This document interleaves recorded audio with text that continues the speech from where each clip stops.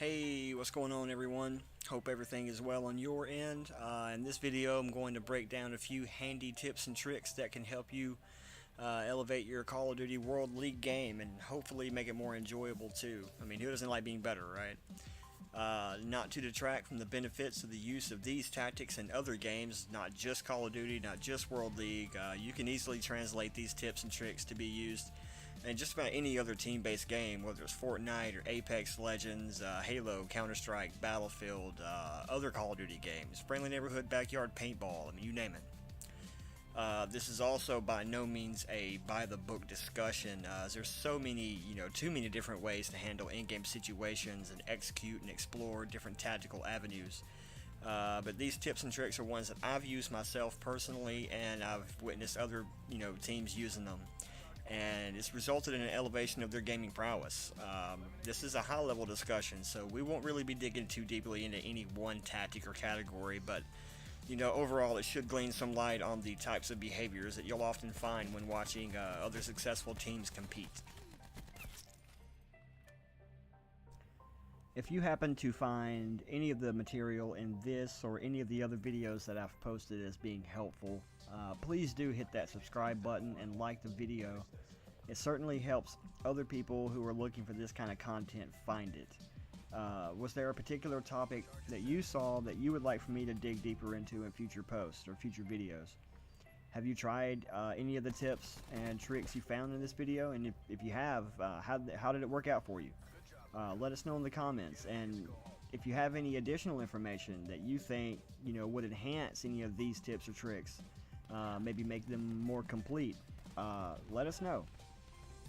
Now, to head into the real meat of the video, we'll kick everything off by commenting on what I believe is the most important facet of esports and really team tactics in general.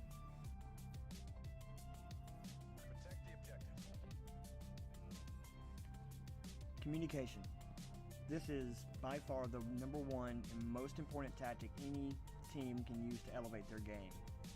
Communication is the very backbone of any successful campaign, regardless of which game you're playing or which platform you're playing on.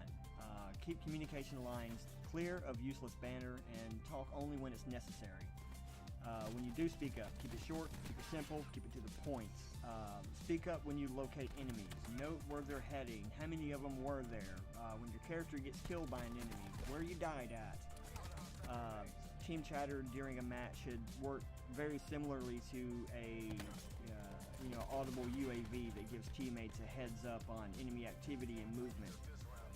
Save the excitement, the "oh my god, did you just see that? Holy cow," trash talking moments, or whatever non-tactical conversations you have for between the matches and between the rounds.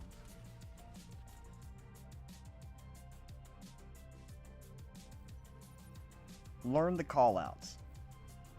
This kind of goes hand in hand with the first rule of team tactics, communication.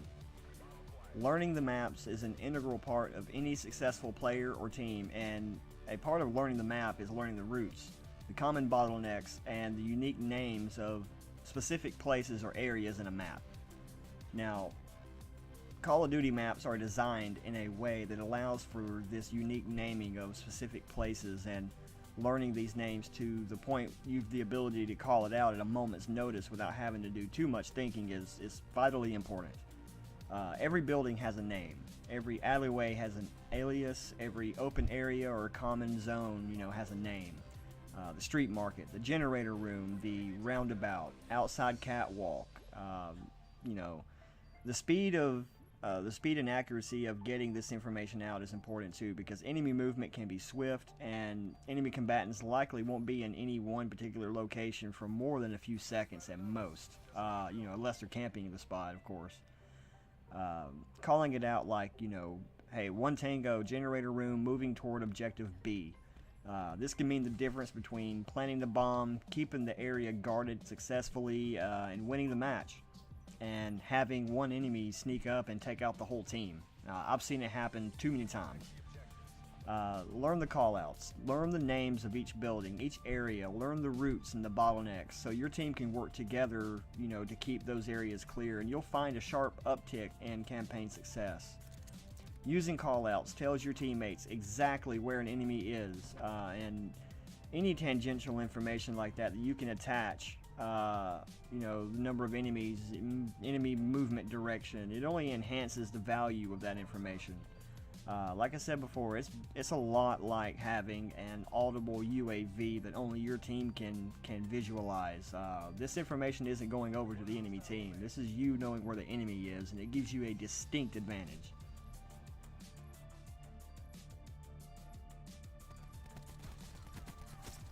Adapt to enemy behavior.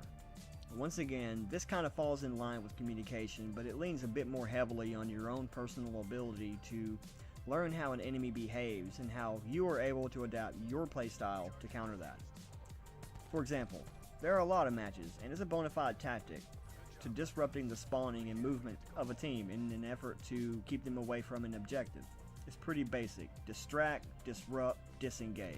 It often gets to the enemy team in a mental kind of way when they become frustrated at having to engage in enemies in their own spawns. The team must fight here to even be able to advance towards an objective area. This serves as 1, a distraction that must be dealt with. 2, it disrupts the team's tactical flow and inherent play style. I mean, you know, the team can't play like they want to play or how they're used to playing if they're having to deal with people in their spawns disrupting them. And 3, it disengages the team from being able to get to an objective, allowing the opposing team to really rack up points whilst the enemy is, well, fighting in their spawns. So how does this relate to adapting to enemy behavior? If your team finds itself on the wrong end of this tactic, what do? You probably guessed it: communicate. Inform your team of which enemy combatant it is, if you know, and the route that they're taking to get to your spawns. How many enemy combatants you will find participating in this tactic. So work together to minimize the impact and adjust your playstyle to counter this. You can also assume that there are only a limited number of players in a match. In CWL, that's 5. You know, if 1, 2, 3 enemies are doing this, this leaves max players minus N on the objective, making the objective itself much easier to take away from the enemy if your team can manage to counter the enemy's tactics. For example, learning how and when to flip the spawns can help out, you know, in these types of scenarios when it's possible. Enemies will often use the same routes or tactics over and over so long as they're working. How often do you see that same guy sitting in that same window over and over? If you and your teammates are being killed by constantly, attacking objective A head on, much like the window, find alternate routes to the objective. Flank the enemies by going around the map or through a different route, a route less traveled. Try pinching the enemy by attacking from multiple angles, or even use their own tactics against them. Get one of your players in that window. Take it over. That way the enemy can't get back to it. If they're spawn trapping you, try to send 1 or 2 guys around the map over back into their spawns. Disrupt their spawning. That may disrupt them enough to where you and your teammates can get everything back in order and you get back into your play style that you like.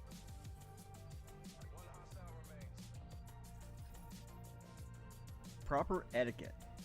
This one, admittedly, is a bit different than the other tactics, tips and tricks that I've discussed in this video, but I believe it's just as important. It really helps your team bond together. Always be respectful of both your teammates and your opponents. Oftentimes, matches, particularly the higher profile ones, they're recorded and replayed time and time again. Your in-game and between-match etiquette helps to build the professional relationships with other players that you need, and you better believe that these have the potential to become real, by-the-book professional relationships.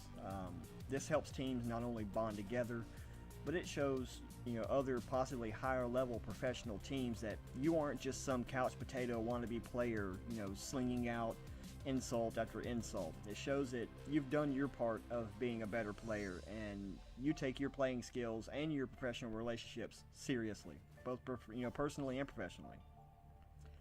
Behaving in a proper way also helps to reduce inter-team conflicts, mouth running, cockiness. Those things are detrimental to a team. You want to promote cohesiveness and teamwork.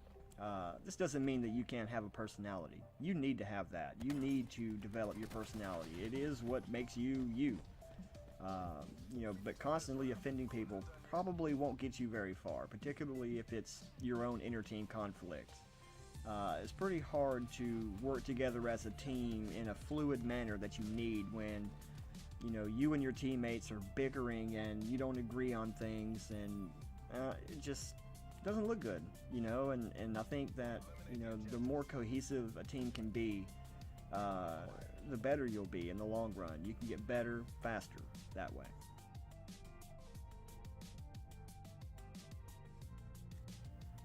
So those are all the tips and tricks that I have for you today in this video, but don't worry, I've got plenty more content in the pipelines that I hope to get out to you soon. As I mentioned before, be sure to hit that subscribe button before you leave the page. Subscribers, viewers, comments, all of it, all these things are what fuels the creation of subsequent content and allows for me, the content creator, to understand what it is that you're looking for in team tactics so that I can better create future content to meet those tactical needs. Again, be sure to subscribe, leave a comment, and let me know what you'd like to see in the future.